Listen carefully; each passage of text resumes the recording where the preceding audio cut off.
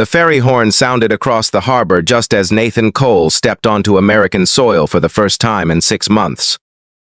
But the sound that stopped him wasn't the horn, the gulls, or the wheels of his duffel bag scraping over the pavement. It was someone screaming his name from across the street. Nathan turned toward the quiet neighborhood of Port Townsend, Washington, and saw a woman running straight toward him. She had no shoes on, her dark hair flew wildly behind her, and tears were already shining on her face. Before Nathan could even put down his bag, his neighbor, Grace Bennett, crashed into his arms and held him so tightly that he forgot how to breathe. For 6 lonely months at sea, Nathan had wondered whether anyone would notice if he never came home. In that single moment, he finally had his answer.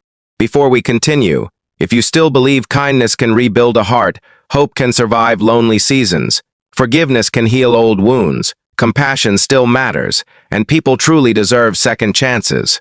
Please like this video, share it with someone who needs encouragement, leave your thoughts in the comments, and subscribe to the channel.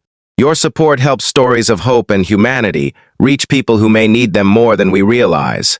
Nathan had worked as an engineer aboard a research vessel in the Pacific. The money was good, but he hadn't taken the job for money. He had taken it because his life on land had become painfully quiet. 2 years earlier, his father had passed away after a long illness, leaving Nathan the small blue house where he had grown up. Nathan returned to Port Townsend expecting the house to feel like home, but every room carried a memory. His father's coffee mug remained in the cabinet. His old work gloves still rested beside the garage door. Nathan tried staying busy, but grief had a way of waiting until the lights went out. So when the opportunity came to spend 6 months at sea, he accepted before fear could change his mind. The morning he left, only one person noticed. Grace, the woman next door, stood beside her mailbox holding a watering can. She gave him a small wave and told him to come home safely. Nathan smiled, thanked her, and drove away without understanding how deeply those 4 words would follow him across the ocean. Grace had moved into the neighborhood only 8 months before Nathan left. She was 34, worked at a local community library, and seemed to know everyone in town by name. Yet, Nathan noticed something strange about her. Grace was always helping other people, but rarely allowed anyone to help her.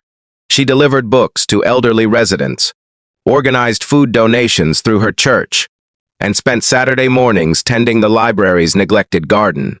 Her smile was warm, but there was a sadness behind it that Nathan recognized because he carried the same kind. Before leaving for sea, Nathan and Grace had shared only brief conversations over fences and driveways.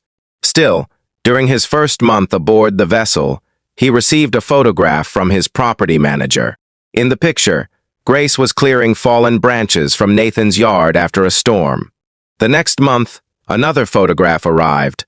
She had placed flowers near his father's old wooden bench. Nathan sent her a short thank you message. Grace replied that empty homes deserved to be cared for because someone was still planning to return to them. Those words stayed with Nathan.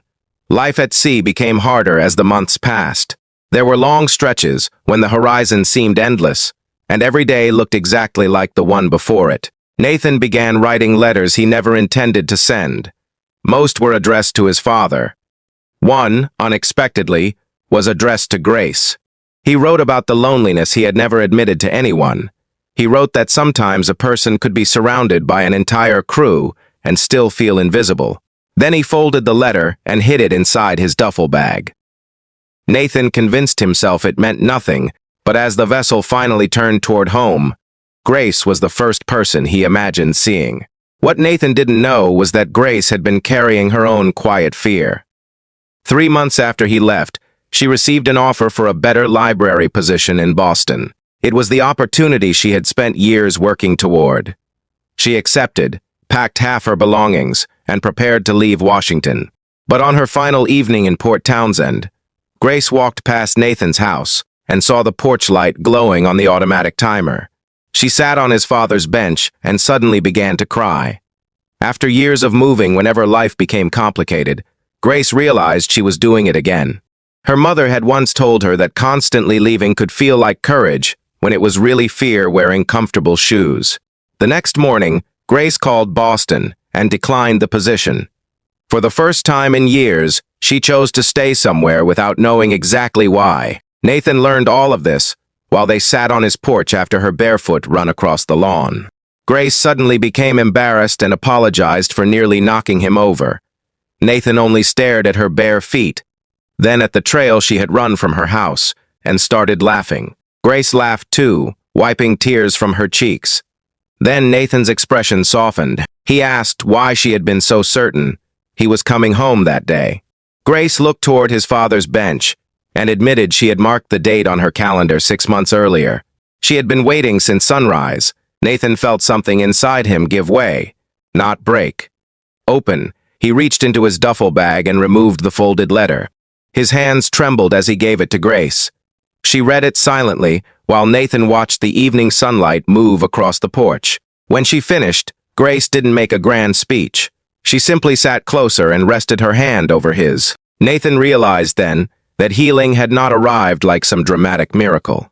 It had come quietly through cleared branches, flowers beside an old bench, a marked calendar, and one woman running barefoot because she couldn't waste another second pretending someone didn't matter to her. Over the following months, Nathan turned down another 6-month voyage. Instead, he accepted a shore-based engineering position near Seattle that allowed him to return home each evening. Grace stayed at the library and eventually created a community program for people dealing with loneliness and major life changes. Nathan helped build bookshelves and repair the old meeting room. Their friendship slowly became something deeper, not because either of them needed rescuing, but because both had finally learned that love sometimes begins when two people stop running from the places where they are truly seen. If Nathan and Grace's story touched something in your heart, please show this video a little love. Leave a like, share it with someone who has ever felt forgotten, and subscribe so more stories of kindness, faith, healing, and second chances can find their way to the people who need them. And before this story ends, I have one special request. In the comments, write, "Someone is waiting for you to come home if you believe even the loneliest heart can find a place where it truly belongs." You never know who might read your words on a difficult day and feel less alone. A year later, Nathan returned from a short 3-day work trip.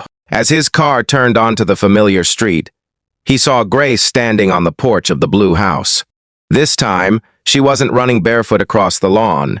She was waiting beside Nathan's father's old bench, wearing a simple silver ring and holding 2 cups of coffee. Nathan parked, stepped out, and smiled at the woman who had once taught him that an empty house could still be worth caring for, because someone was planning to return. Grace smiled back. And for the first time in years, Nathan didn't feel like he was returning from somewhere. He felt like he was coming home.